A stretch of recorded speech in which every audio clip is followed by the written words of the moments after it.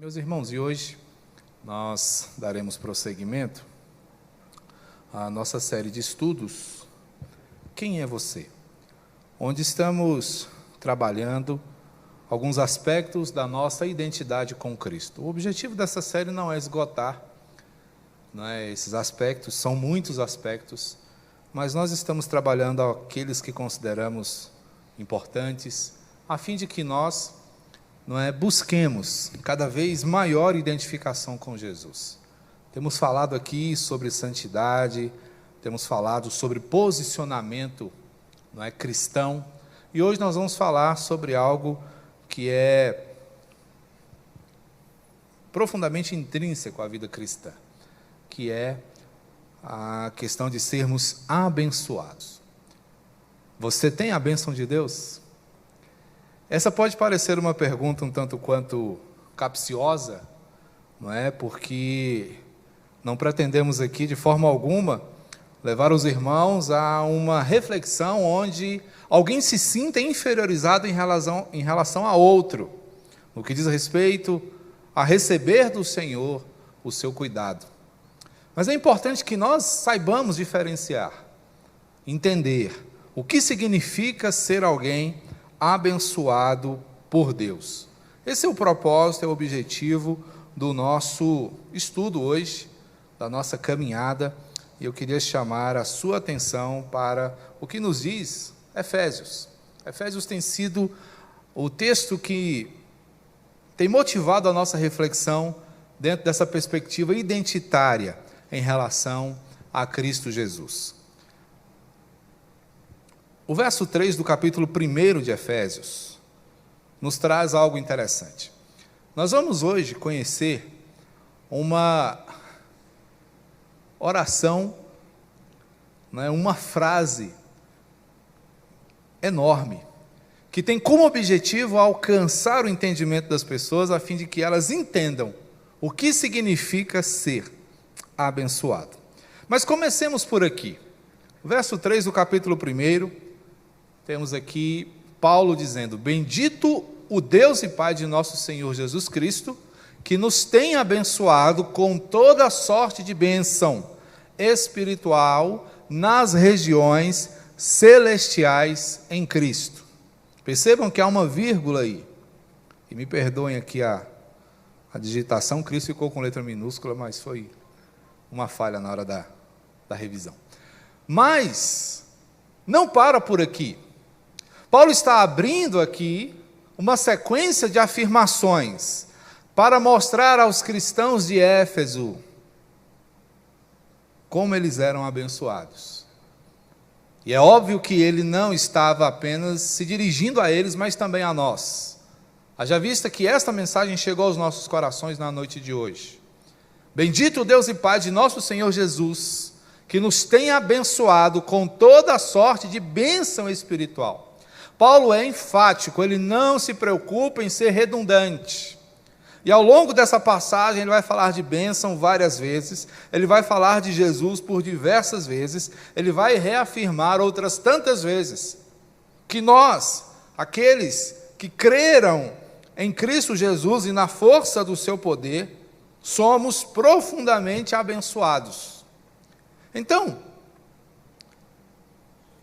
eu te pergunto, quão abençoado você se sente? O que você entende por ser abençoado? Ter muitas coisas, ter o que você quer, não passar apuros, não sofrer necessidades? O que você entende por bênção?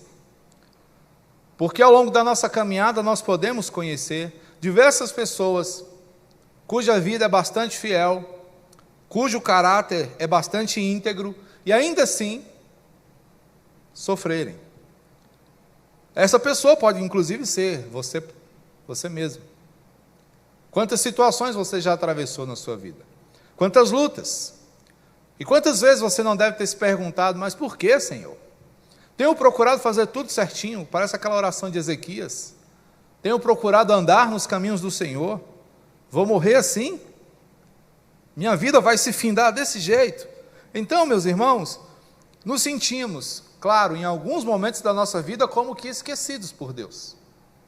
Vejam aqui a oração do salmista: até quando, Senhor, esquecer-te-ás de mim? Para sempre. Até quando ocultarás de mim o rosto?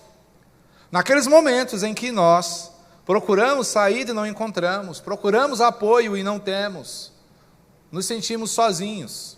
Faltam os amigos, faltam a família, muitas vezes sentimos a falta até do próprio Deus.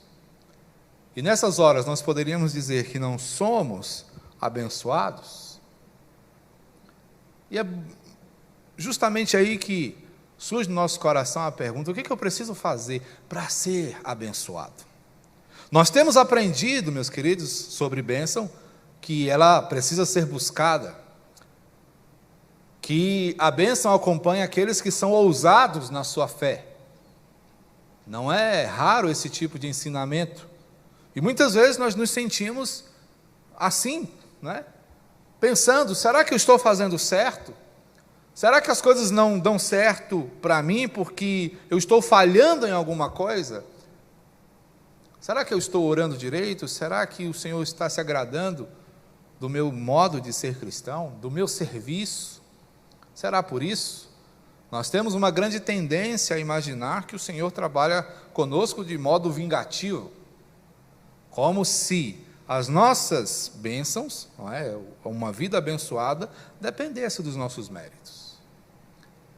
E o fato é que, em termos religiosos, o mundo está cheio de religiões que tendem a encarar a bênção como sendo fruto de manipulação, de esforço, atrelada a rituais, né? A maneira como nos relacionamos com o sagrado, os mantras que a gente utiliza, né?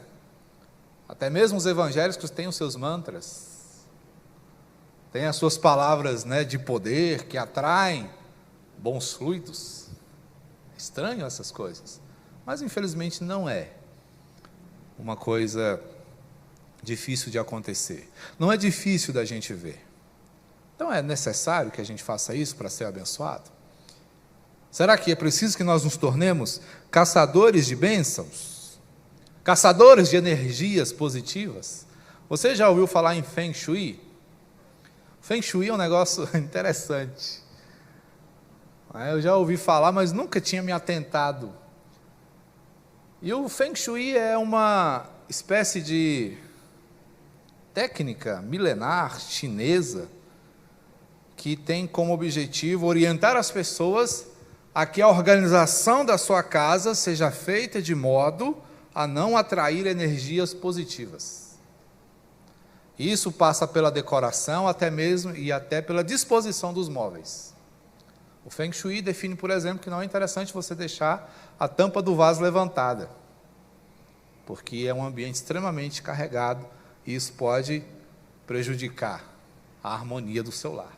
Não é interessante que a sua cama fique voltada para o banheiro, porque isso também pode prejudicar.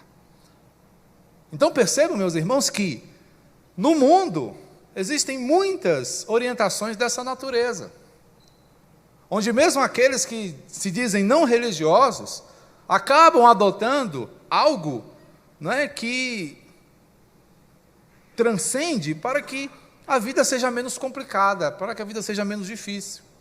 O Feng Shui não se assume como uma filosofia religiosa, mas acaba que a maneira como ele se desenvolve apresenta aspectos religiosos, aspectos, né, que tem a ver com o que nós chamamos de bênção. Então, só para que nós entendamos, não é, como essa disposição para as coisas eternas, para as coisas, não é, que transcendem o nosso entendimento, estão muito presentes no nosso coração. Mas eu queria que você voltasse para o que a palavra nos diz, porque ela afirma categoricamente que eu e você somos abençoados. E você não precisa fazer nada para isso. Porque a bênção, meus queridos, é algo que emana diretamente do Senhor sobre nós. Eu queria pedir a você que me acompanha aqui, é uma leitura um tanto quanto extensa, mas só para você entender. Você vai perceber que esta passagem, ela segue sem ponto final até o verso 14. E Paulo faz uma construção interessante aqui, justamente para que eu e você entendamos o que significa ser abençoado por Deus. Então ele vai dizer aqui: bendito Deus e Pai de nosso Senhor Jesus Cristo, que nos tem abençoado com toda a sorte de bênção espiritual nas regiões celestiais em Cristo. Assim como nos escolheu nele antes da fundação do mundo, para sermos santos e irrepreensíveis perante ele, e em amor nos predestinou para ele, para a adoção de filhos, por meio de Jesus Cristo, segundo o beneplácito da sua vontade, para louvor da glória de sua graça, que ele nos concedeu gratuitamente no amado, no qual temos a redenção pelo seu sangue, a remissão dos pecados, segundo a riqueza da sua graça, que Deus derramou abundantemente sobre nós em toda sabedoria e prudência, desvendando-nos o mistério da sua vontade. Só mudar aqui. Desvendando-nos o mistério da sua vontade, segundo o seu beneplácito, que propusera em Cristo, de fazer convergir nele, na dispensação da plenitude dos tempos, todas as coisas, tanto as do céu como as da terra, nele, digo, no qual fomos também feitos, herança, predestinados segundo o propósito daquele que faz todas as coisas, conforme o conselho da sua vontade, a fim de sermos, para louvor da sua glória, nós, os que de antemão esperamos em Cristo, em quem também vós, depois que ouvistes a palavra da verdade, o evangelho da vossa salvação, tendo nele também crido, fostes selados com o Espírito, com o Santo Espírito da promessa, o qual é o penhor da nossa herança, até ao resgate da sua propriedade, em louvor da sua glória. Ponto. Percebam que Paulo segue aqui. São muitas palavras para dizer o quanto você e eu somos abençoados. Nós temos recebido do Senhor toda a sorte de bênção. E Paulo enumera algumas aqui, como a escolha, a predestinação, a santidade, a irrepreensão, o estarmos diante do Senhor, recebermos o seu amor, sermos por Ele adotados, e por aí vai. Então, o Senhor fez tudo. Diante disso, alguém identificado com Cristo deve se reconhecer profundamente abençoado. Somente nessa passagem ele cita mais de 10 vezes, ou faz referências a Cristo, mostrando que Jesus é o fundamento para uma vida abençoada. É o que eu chamo de efeito Jesus Cristo. Assim como nos escolheu nele, antes da fundação do mundo. Sabe o que isso quer dizer? Que antes de tudo ser criado, já havia na Trindade a decisão de abençoar a sua vida. Então a bênção de Deus não é um remendo, não é um acaso, não é uma estratégia, um plano B. Quando o Senhor faz todas as coisas, já estava assentado no seu coração que Ele ia abençoar você. E como Ele faz isso? Por meio de Jesus. Assim como nos escolheu antes da fundação do mundo, Ele também nos abençoou. Então Cristo é a base para que eu e você nos reconheçamos como profundamente abençoados, porque Ele é a razão para isso, porque Ele é a própria personificação da bênção. Então, muitas vezes a gente pede uma bênção a Deus: Senhor, eu quero isso, e não é errado você fazer isso. Não é errado você pedir ao Senhor um emprego melhor. Não é errado você pedir ao Senhor uma oportunidade. Não é errado você pedir ao Senhor que abençoe o seu casamento. Não é errado você pedir ao Senhor que cuide dos seus filhos e daqueles que você ama. Não. Mas sabe o que é mais importante a gente reconhecer? É que a maior bênção que nós poderíamos receber do Senhor, nós recebemos. E é Ele próprio. Cristo é o presente que nos é dado, o qual nos enriquece, porque a partir dele, tudo mais se estabelece. Então, a partir de Jesus, nós ganhamos a eternidade. E isso nos torna, ou pelo menos deve nos tornar, profundamente agradecidos, porque é impossível ser abençoado sem Jesus. Sim, aquela musiquinha tem toda a razão. Nós não somos nada sem Jesus. Nós não temos nada sem Jesus. Nós não podemos fazer qualquer coisa sem Jesus. Então, quando pensamos nas bênçãos, nós podemos aqui enumerar algumas. A primeira bênção que Jesus nos concede, meus queridos, é o sermos santos. Nós pensamos em santidade aqui na semana passada.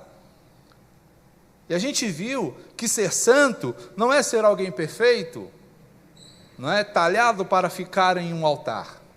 Mas ser santo é ser marcado pelo Espírito do Senhor para viver de forma a agradar o Senhor. E é Cristo, meus queridos, que nos ajuda nesse caminho de santidade. Então percebam aqui no verso 4, que o Senhor nos tem abençoado com toda sorte de bênção espiritual nas regiões celestiais em Cristo, assim como nos escolheu nele antes da fundação do mundo, para quê? Para sermos santos e irrepreensíveis perante ele. Então nós somos abençoados com a bênção, não é, de sermos alvo do cuidado do Senhor, para que nos tornemos santos. Então o Senhor não faz as coisas por acaso. A bênção dele não é para que você bata no peito e diga eu sou abençoado, é para que você seja alguém diferenciado, é para que você seja alguém cuja vida é digna de ser ofertada ao Senhor. Porque o que Cristo faz por nós, meus irmãos? Doutrina reformada, justificação, sabe o que é isso? Jesus pega a sua injustiça, assume e lhe dá a sua justiça. Ele troca de lugar com você. Então Cristo é o único que faz isso por você e eu. É o único que assume a nossa posição, paga por essa posição, paga o preço, né, o ônus, as consequências, ele assume, para que você possa assumir uma postura agora agradável a Deus. Porque é isso que Deus vê quando olha para você. Ele te vê um santo, porque Ele olha e vê a imagem do seu Filho em você. Olha o que Jesus faz por você. Ele te torna agradável a Deus. Ele permanece em nós, como João vai nos falar. Ele nos transforma. Ele nos dá, por meio dessa vida santificada, a dedicação necessária para um relacionamento adequado com o Eterno. E é aqui onde nós começamos a pensar o que Ele tem feito nas nossas vidas. Você já parou para pensar o que Jesus tem feito na sua vida? Nós não podemos, meus queridos, caminhar e nos esquecer disso. Muitas vezes a gente se refere ao tempo, não é, do nosso encontro com Jesus e diz, nos tempos do primeiro amor eu era fervoroso, nos tempos da minha conversão eu orava bastante, eu lia a Bíblia bastante, mas agora que você tem experiência, que você tem vivência com Cristo, por quê? Isso não acontece mais. O que você está dizendo com essa atitude é que vem piorando de lá para cá? Que você vem se distanciando do Senhor ao invés de estar cada vez mais perto dEle? Porque a santidade tem esse propósito, de nos colocar cada vez mais perto do Senhor. Porque a ideia de santidade é a de refletir a imagem do Senhor. Mais parecidos com Ele devemos ser à medida que avançamos. Mas sigamos contando as bênçãos. Se Cristo nos dá condições de sermos santos, Ele também é aquele que nos escolhe para Ele, e em amor nos predestinou para Ele. Esse é um outro ponto da teologia reformada e que é muito ainda polêmico, porque muitos questionam como pode um Deus como o Senhor não amar alguns. Mas o que às vezes a gente não entende, nós já falamos disso aqui recentemente, não é que Deus resolve amar alguns, não é que Deus deixa de amar alguns, melhor dizendo, é que Ele resolve amar alguns, porque todos, não é, são indignos do seu amor, e Ele então se volta com bondade para aqueles a quem Ele escolhe. E isso não depende de ninguém, não é mérito de ninguém, é simplesmente o cuidado do Senhor para conosco. Olha só, versos 4 e 5, verso 5, nos predestinou para Ele. E em amor nos predestinou para Ele, para a adoção de filhos. Então o Senhor nos escolhe para também nos filiar, que é a próxima bênção que a gente vai ver. Mas o que a gente precisa entender para chegar lá é que o Senhor tem um propósito especial para aqueles que são alvo do seu amor. Porque o Senhor, de fato, ama aqueles que são seus. E esses são designados para servir. Eles não são apenas alvo do amor do Senhor, para mais uma vez sair por aí dizendo assim: Deus me ama. Ele não ama você, mas me ama. Não é esse o objetivo. Nós somos amados por Deus, chamados pelo Senhor para servi-lo. E como é que a gente serve? Amando. Muitas vezes se pensa que a doutrina da predestinação tem como objetivo desmantelar a evangelização. Muito pelo contrário. Porque aqueles que reconhecem e sabem do amor do Senhor por eles, se comprometem com o anúncio desse amor a quem ainda não o conhece. É justamente o contrário. Nos motiva cada vez mais. E nós podemos até dizer, sem exagero, que o cristão que bate no peito e diz: eu estou salvo mesmo, não preciso fazer mais nada, não entendeu. E provavelmente não vive como alguém predestinado pelo Senhor. Porque o Senhor não predestina ninguém para uma vida de arrogância. O Senhor não chama ninguém para uma vida de autocentralidade. Muito pelo contrário. Aqueles que são chamados pelo Senhor são misericordiosos, são santos, são dedicados, são amorosos.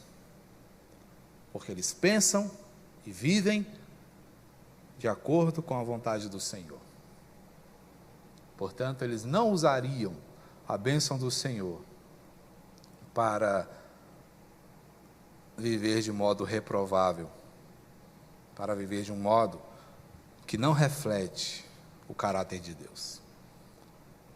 Porque o que nós podemos entender dessa escolha é que o Senhor nos privilegia com a bênção do relacionamento com Ele, porque Ele nos torna filhos.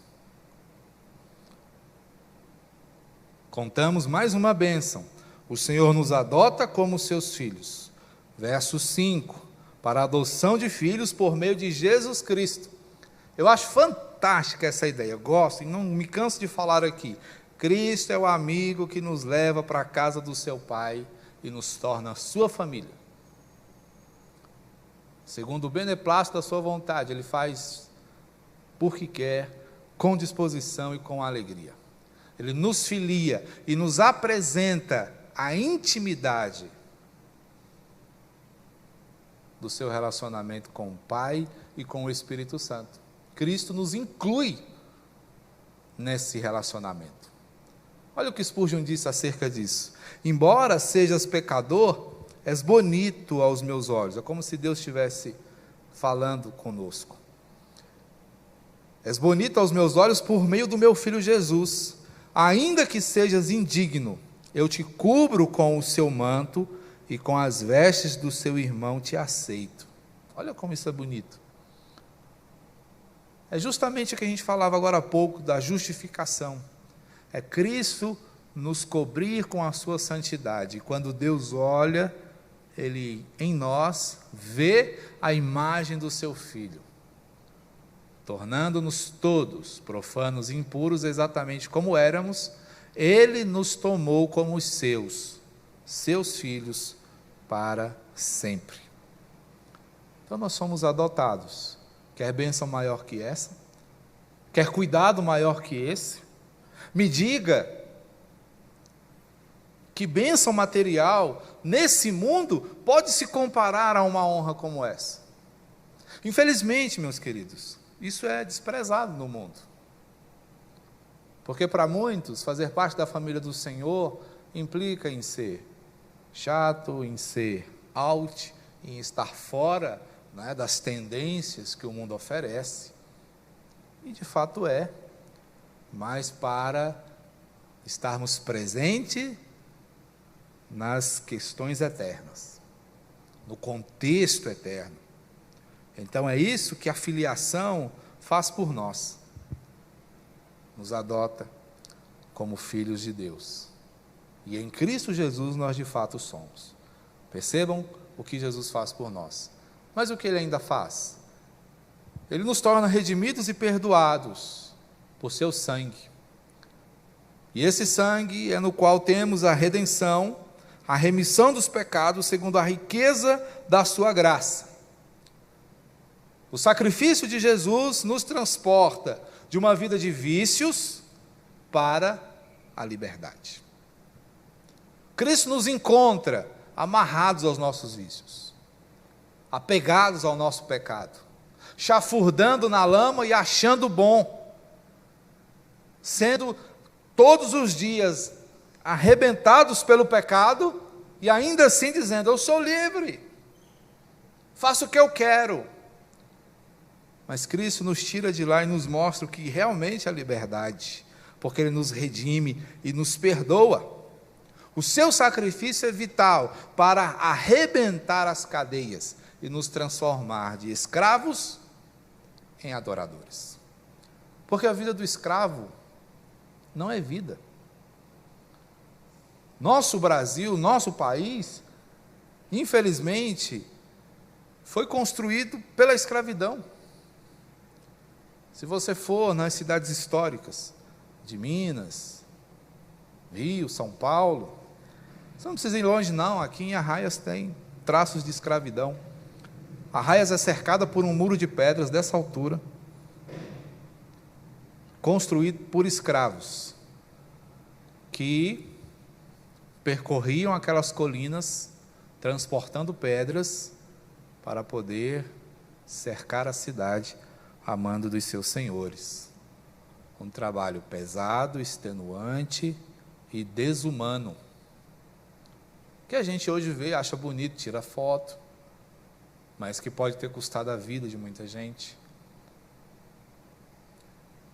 que tirou a alegria de muita gente. Então é isso que a escravidão faz, é isso que o pecado faz. Te oferece uma vida fake, em detrimento da vida verdadeira que o Senhor tem para te oferecer. E é Cristo quem nos tira dessa vida de escravidão para nos apresentar uma vida de verdade. Logo, nós somos profundamente agraciados. Cristo derrama sobre nós a sua graça, que segundo a sua riqueza, Deus derramou abundantemente sobre nós, a sua graça, com toda sabedoria e prudência, desvendando-nos o mistério da sua vontade. Percebam, meus queridos, o que a graça de Deus faz por nós. Te torna íntimo de Deus, conhecedor, dos seus segredos, que não são mais segredos. O salmista também já dizia isso. A intimidade do Senhor é para os que o temem, aos quais Ele dará a conhecer a sua aliança. Então, para aqueles que são levados à presença do Senhor pelo sangue de Cristo Jesus, não há segredo, não há mistério, não há nada oculto, porque você torna-se de casa. É o que a graça de Deus faz por você. O mundo conhece a graça de Deus, mas não totalmente, porque ele conhece apenas os aspectos da graça comum, que é a capacitação, a orientação, os talentos que a gente vê, que o homem muitas vezes não reconhece, mas que foi Deus que lhe deu. Mas aquele que foi tocado por Cristo Jesus é alguém capaz de entender que o Senhor não o dotou apenas de inteligência, mas o dotou também de fé, o dotou também de uma sensibilidade para perceber as coisas eternas, porque entraram num relacionamento com o Senhor, porque entenderam a esfera da divindade e gozam dos seus benefícios, tanto terrenos quanto eternos. E esses recebem o privilégio, a proteção e a maturidade, que somente a graça pode dar. Um homem pode ser profundamente inteligente, mas somente com a graça de Deus ele se tornará sábio. Somente com a graça de Deus ele saberá o que fazer com a sua inteligência, e ela se tornará um instrumento para abençoar outros ainda. E a partir daí, nós recebemos uma das bênçãos mais maravilhosas que Cristo pode nos dar, que é este selo de autenticidade chamado Espírito Santo. O Pai é aquele que estabelece todas as coisas, o Filho vem para executar e o Espírito Santo vem para selar. Em quem também vós, depois que ouvistes a palavra da verdade, o evangelho da vossa salvação, tendo nele também crido, fostes selados com o Espírito Santo da promessa. Paulo chamava essas pessoas de espirituais, porque a presença do Espírito é a evidência de que elas são novas criaturas. Porque é o Espírito Santo que nos confere autenticidade. É Ele que nos dá esse sentimento de pertença, de saber quem é o meu Senhor. É o Espírito Santo que, conforme a palavra do Senhor nos diz, testifica com o nosso Espírito que somos filhos de Deus. Por isso, devemos buscar intimidade com o Espírito Santo, porque Ele é a fonte da alegria eterna. É Ele o diferencial, meus queridos, diante das dificuldades da vida. Só relembrando a vocês, ser abençoado não tira de qualquer um de nós a possibilidade de sofrermos aqui. Mas como foi muito bem lembrado pelo nosso irmão aqui na abertura do nosso culto, nada nos separa do amor de Deus. E são todas circunstâncias terrenas. Altura, profundidade, perigo, espada, são coisas que o mundo oferece. O mundo é perigoso, o mundo ele é totalmente avesso à vontade do Senhor, e é óbvio que ele vai tentar tirar você, né, da harmonia com Deus. Mas o Espírito Santo vai te manter conectado, sintonizado com o Senhor, porque é por meio dele que você pode experimentar o antegozo da alegria eterna, mesmo nesse mundo de dores, mesmo nesse mundo difícil, mesmo no meio de uma pandemia, mesmo no meio de uma crise econômica, mesmo diante da solidão que você pode sentir, porque ele está aqui para dizer que é só o começo, que você ainda não viu nada do que Deus vai fazer na sua vida, a começar aqui, mas a se completar na eternidade. Então, a gente pode perguntar, por que tanta bênção? Por que Deus faz isso? É porque Deus vê algo de bom em mim? Não. É porque Ele te ama, mas o objetivo é a sua glória. Paulo destaca, ao longo de todo esse texto, algumas vezes, que tudo isso é para o louvor da glória de Deus. Verso 6, verso 12, verso 14. Para louvor da glória de sua graça. Ele está falando das bênçãos que ele cita no verso 3, no verso 4, no verso 5. Por que Deus me abençoa, não é, com toda sorte de bênçãos, com a sua escolha, com a sua predestinação, com a sua adoção, para louvor da sua glória? Por que Deus, Ele me abençoa tanto com a redenção, com o perdão, com a remissão dos pecados, com o derramar abundante da sua graça, com o revelar dos seus segredos ao meu coração, para louvor da sua glória, verso 12, a fim de sermos para louvor. Aqui já há uma implicação sobre a maneira como você vive. E aí onde eu e você temos que pensar, vivemos para a glória de Deus? O que você faz glorifica a Deus? A maneira como você trabalha glorifica a Deus? A maneira como você namora glorifica a Deus? O seu casamento glorifica a Deus? Sua criação de filhos glorifica a Deus? É um sincerão aí fora. Sua diversão glorifica a Deus? Porque é sermos para louvor da sua glória. Isso significa dizer sua vida. E ele segue, verso 14, ele ainda fala, o qual é o penhor da nossa herança até o resgate da sua propriedade em louvor da sua glória. Quem é o penhor da nossa herança? O Espírito Santo, que aplica a verdade, o evangelho e nos convence do pecado, da justiça, do juízo e nos confere a autenticidade necessária. Para quê? Louvor da glória do Senhor. O que isso deve, meus irmãos, gerar em nosso entendimento? Reconhecimento do que o Senhor tem feito. Louvor pelas suas obras. Uma vida de gratidão e um legado a ser deixado para os nossos descendentes. Interessante a gente pensar, se deixarmos um testemunho da nossa caminhada com o Senhor, isso certamente vai impactar a vida dos nossos filhos e dos nossos netos. Não para que você seja reconhecido, mas para que eles entendam quem é, o Deus que você serviu ao longo da sua caminhada aqui. Você já pensou no que Cristo fez por você? Paulo está fazendo exatamente isso. E é um conselho interessante por parte de um escritor. Ele diz, nós deveríamos fazer como Paulo. Mark Driscoll diz isso. A gente tinha que tirar um tempo para orar, só pensando e lembrando do que o Senhor tem feito por nós. Só pensando em como Ele tem cuidado de nós. Desde antes da fundação do mundo, passando por toda a história do povo de Deus, culminando na cruz e até agora. Isso vai nos tornar mais gratos, isso vai nos tornar mais sensíveis ao amor do Senhor.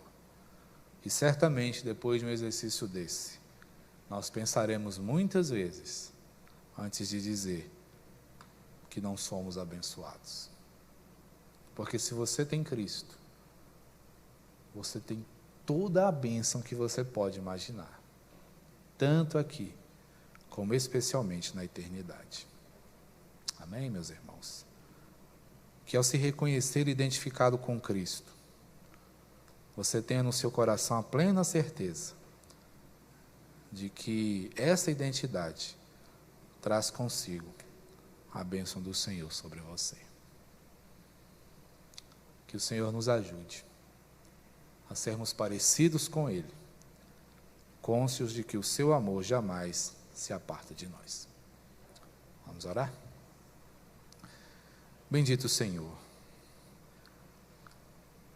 o que fazer, ó Deus, ou o que dizer diante de tamanhas verdades, onde somos agraciados com o fato de que o Senhor muito nos tem abençoado. Obrigado por teu cuidado que perdura toda a nossa vida e, na verdade, se estabelece muito antes de sermos. Perdoa-nos, ó Deus, se não temos sido suficientemente gratos, mas que a partir desse entendimento, ó Deus, nós paremos sempre para pensar e relembrar que servir ao Senhor é sinônimo de ser muito abençoado. Que o Senhor siga, meu Deus, abençoando a vida dos meus irmãos, das minhas irmãs. Que o Senhor cuide, meu Pai, daqueles que estão sofrendo, daqueles que estão em situação em que necessitam do teu cuidado e também do nosso. Que o Senhor nos ajude a nos tornarmos uma igreja reconhecidamente abençoada. Não pelas posses que venha a ter, mas pela consciência que venha a possuir acerca do teu grande amor por ela. E é no nome de Jesus que oramos assim. Amém. Recebam a bênção, meus irmãos. Que a graça de nosso Senhor, o Salvador Jesus Cristo, que o amor de Deus, o nosso Pai, o Criador de todas as coisas, e o consolo e a orientação do Espírito Santo sejam com todo o povo do Senhor, dando a esse povo, ó Deus, a consciência de sua condição abençoada e também abençoadora, porque temos recebido do Senhor graça de graça. Ensina-nos, ó Deus, a partilhar essas virtudes para o louvor da tua glória, como a tua palavra nos ensina, e que nos encontremos assim até aquele dia em que os céus hão de se abrir, no dia do nosso Salvador, para que com Ele, a partir de então, inauguremos um tempo eterno de adoração e vida com o Senhor, que perdurará por todo sempre. Amém.